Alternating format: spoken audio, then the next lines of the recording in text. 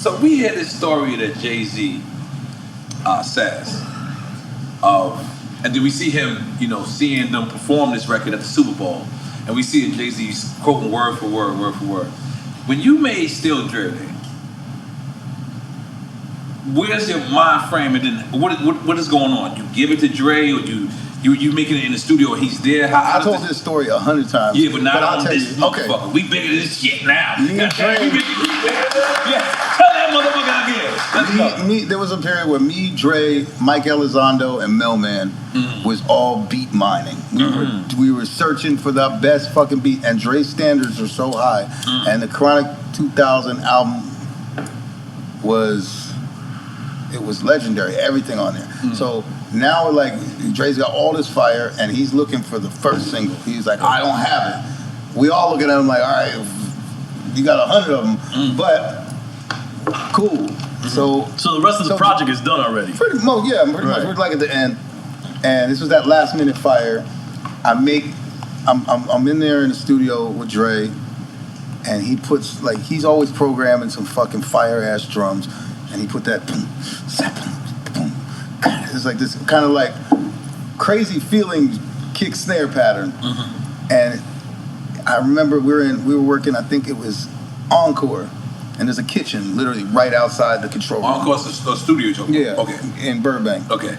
There's a kitchen right outside. So I was thinking all night about some kind of piano piece that's wrong but right. You know what I mean? Where it's like kind of off beat like that. And I was like, oh shit, it goes kind of with this drum pattern. Right. And I started playing the bling bling bling bling instead of going ding ding ding ding. It was like the notes were kind of like I was playing it like sloppy on purpose. Right. And Dre just ran in the room like, that's it, man. That's the fucking thing right there. When you was playing the slap. And then we started, and then he came back in, a fucking sandwich in his hand, or whatever the fuck. Right. And we went to work immediately. He was immediately like, his radar is like impeccable. Like, you know what I mean? I probably played 50 things that day, just trying to come with some shit. And I was ding, ding, ding. He came in, he was like, that's it right there. And I started doing the boom, boom, and we was on our way. The track was done in 20, 30 minutes, and I just remember Dre, I'm going to send this to Jay-Z. That was my next question. I'm going to send this to Jay-Z. My next question was, did they try to lay vocals and it didn't work? Or from the beginning, he heard it and was like... Dre knew we wanted to put Jay-Z on it. I remember Exhibit was in the studio trying to write some shit to it, and it was cool, but it wasn't exactly what Dre wanted. Right. And, like, this was all happening, but I think it had already been sent off to New York. But what is your mind frame? Because you're making this for Dre, and you're like, why would you send this to Jay-Z? I'm like, I think I'm going to have a big-ass record. Okay. You knew it was. Oh, you knew it? Yeah, I was like, oh shit, this is going to be crazy. It was almost like immediate. The vocals came back. Jay-Z's demo version of this shit was insane. And then Dre just destroyed it. Wow. And I'll flash forward to the first time I ever heard that shit on the radio. I flew back to Philly for a while, and I was doing this performance thing at the Wetlands in New York. So I was driving from Philly to New York every Sunday. I was back, and I was getting ready to go back. I was going to move all my shit and go back to LA and just live there permanently. But I was there for a little bit. So this was right as they were releasing it. And Funkmaster Flex, the bridge was frozen up, leading the Holland Tunnel, and that motherfucker dropped bombs on Still Dre for 45 minutes before one vocal was in there. Flex dropped bombs on your record. It's nothing like it. I'm sitting there frozen up, stuck on the bridge. Yeah. I was happy as shit because the song finally started playing when I made it to the bridge. Right. I mean, to the tunnel. Right. To the Holland Tunnel. Right. But that was an amazing moment, man. That was a life-changing moment. I was like, I think I'm going to be a big fucking record producer. Wow. Because I knew how impactful that record was. Right. I heard 45 minutes of crazy moment. Now, how is that? Because, although a lot of people who's industry friendly and industry, know about, knows that you're the creator of that. But even if you even if you outright said, Scott Storch produced that, the fact is, standing next to Dre, people think he just produces everything. But he does He produce most orchestrates of his shit. He orchestrates a whole room of people. Okay. He does shit by himself. Right. He's a music motherfucker. Right. His body of work is ridiculous. So even if a producer, For me to be part of it and be part of his, like, you know, repertoire is an honor.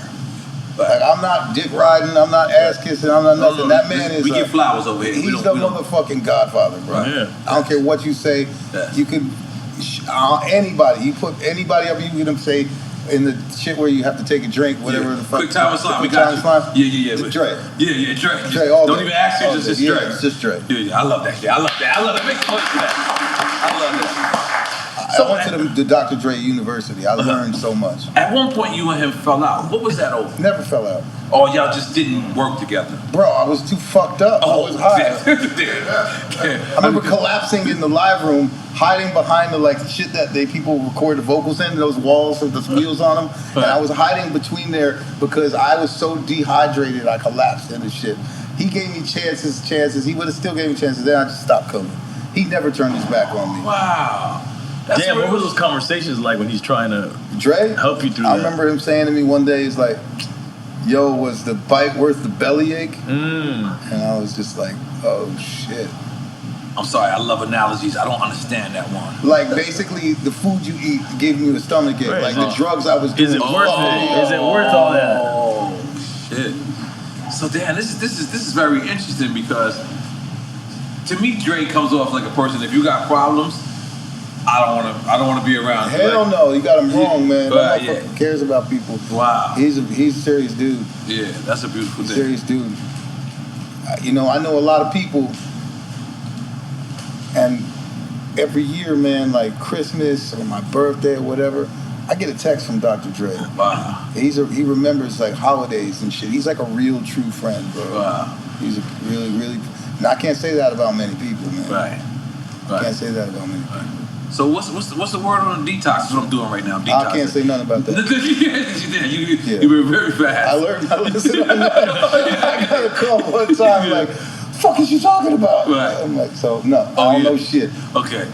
So we don't know if it's scrapped. We don't know nothing. Shit. Me neither. I don't know shit neither. Goddamn.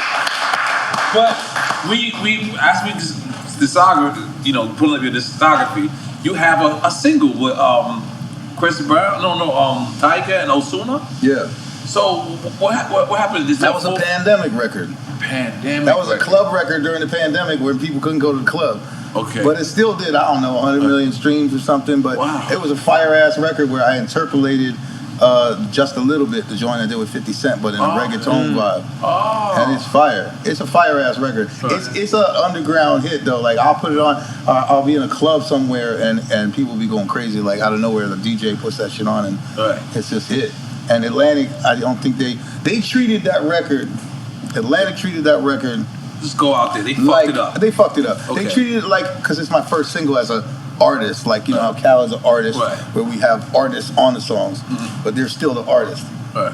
So they treated it like that. They didn't treat it like Ozuna and Tyga are on a record. Right. They treated it like Scott Storch still got proved as an artist to like radio. ABC rollout, no promotion. Right. But that record to me, I'm proud of it. Right. I put that shit out. I'm proud of that record. Okay. And Tyga and Ozuna did that shit for me on the strength. Right. Fire. And showed up to a video shoot. Right. Like Ozuna was in Puerto Rico, Tyga in LA, I'm in LA, 3 separate shoots for that video during the pandemic. Nobody was allowed to leave their house type shit. Right. And like Ozuna went to this video shoot, and like there was a law, I guess, in Puerto Rico at that time, like you had a curfew. You had to be back or the police could arrest you if you ain't shit. And he like pushed the curfew for me, everything. We had a curfew for like 20 minutes in Miami. Yeah. They don't give a fuck out here. Yeah. Continue. Happy to be here. No, but you know what's crazy about what you're saying about this record though is that you remade your own record. It's crazy. And that must be insane with such a vast catalog that you have of stuff you've done. You can actually go back and remake your shit a hit, make another hit out of a hit. Yeah. I'm doing an EP right now.